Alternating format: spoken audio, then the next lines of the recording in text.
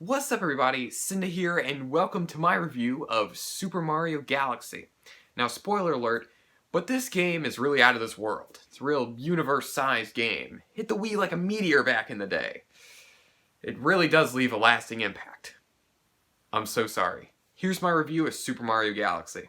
As for my own personal experiences with this game, back in 2007, I got this game as a Christmas present for our new Wii we got a few months before.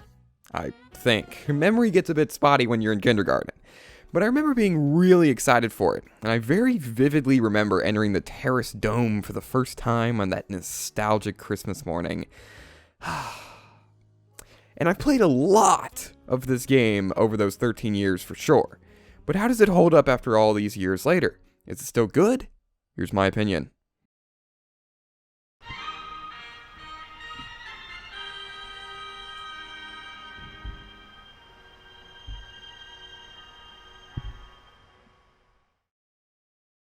One of the first things that I noticed about this game is just how different it feels than other 3D Marios.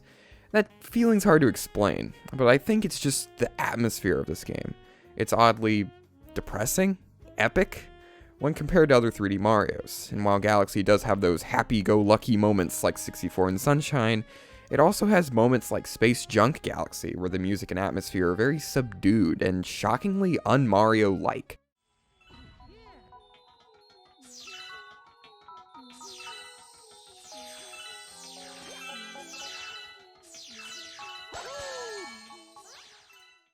And those huge, epic moments like in Dreadnought Galaxy when you explore a giant spaceship with laser cannons and missiles.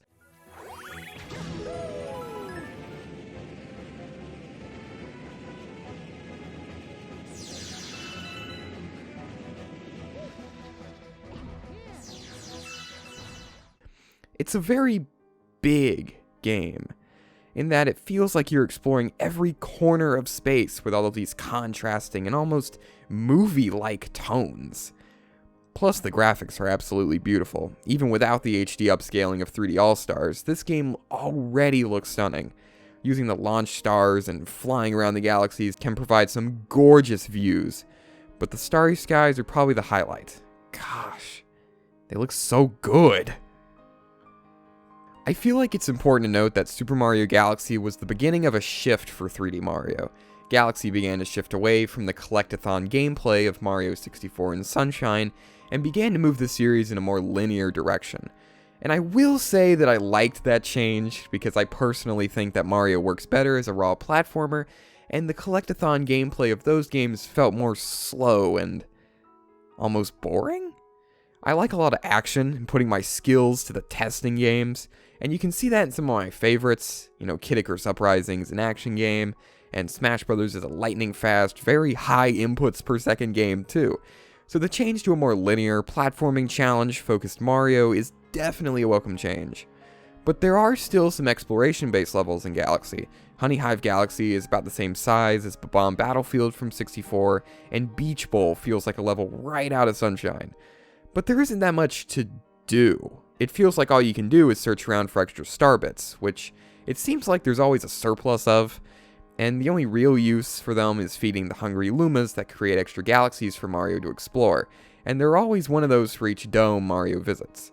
Or you could always search for coins, which only have two uses now: refilling Mario's life wedges and giving him an extra life if he collects 50, which almost never happens due to there not being too many coins throughout the levels. But don't fret about the 100 coin star being absent from this game. In its place are the purple coin missions, which spawn in 100 purple coins that don't give extra lives or refill life. But when you collect 100 of them, a power star is spawned in for Mario to collect. A pretty good substitute for the sometimes frustrating 100 coin stars shine. I'm looking at you, Gelato Beach. In addition, when this game focuses more on its core platforming, it really excels. Galaxies like Space Junk and Hurry Scurry are absolutely legendary in that they feel like Sunshine's special zones, but without the weird jankiness that game had. Combined with the new spin move Mario can use to activate switches and gain a small bit of extra height, he controls insanely well. But I'm somewhat mixed on how rigidly Mario controls now in direct comparison to Sunshine. They ditched so many of the awesome platforming moves like the spin jump and dive from Sunshine. I understand why they got rid of the spin jump. I mean, come on, spinning's the main gimmick. But the dive? Man, that was so fluid and awesome in Sunshine. But hey, at least we got the long jump back from 64. In traditional course clear Mario fashion, this game has some power-ups, with some new ones added to the mix. The Ice Flower returns for Mario and Luigi Partners in Time, the Rainbow Star functions identically to the traditional Superstar, and the Fire Flower returns from, well, pretty much every Mario game except for a few. The Bee Mushroom, Boo Mushroom, Red Star, and Spring Mushrooms are the only entirely new power-ups, and they act more as situational items to make certain levels more interesting rather than easier. The Bee Mushroom allows Mario to fly for a short period of time, climb on honeycomb walls, and jump on flowers without them disappearing. But you lose the power if Mario touches water or takes damage. The Boo Mushroom lets Mario float around, and you can shake the Wii Remote to vanish for a short amount of time, but Mario loses the power if he gets hit or touches light. The Red Star lets Mario fly for a short amount of time, but despite being absolutely incredible, it's only used in one mission. But at least you can use it in the Comet Observatory after you complete said mission. And the Spring Mushroom. It's agony to control, and you lose it if Mario takes damage, uses a launch star, or touches water. All in all, I like the new power-ups, but I do wish they had more use outside of being just situational items. Sand Spiral Galaxy actually does this incredibly well, and is one of my favorite levels because of it.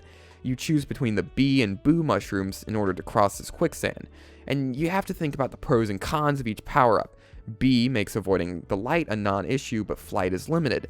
Boo will make flight easy, but now the Boos are attracted to Mario, and the light is now a problem to avoid. You know, it's for sure one of the best galaxies in the game. But what about the bosses? They're alright, no boss fight in this game is particularly difficult, but I would say that Major Burrows is one of the most challenging bosses to understand. I know before I understood how to defeat him, it was pretty frustrating to fight him, so he's probably the most difficult boss in the game. As for the best boss, Top Maniac is probably it, due to him putting the spin mechanic to a good use. He also throws out a lot of star bits when you damage him. So that brings us to the end of the review. Some conclusion, the finale is sad, be warned. But this game is one of the best games that we had to offer, and it holds up shockingly well, even in 2020. So, thanks for watching. See you guys later. Peace.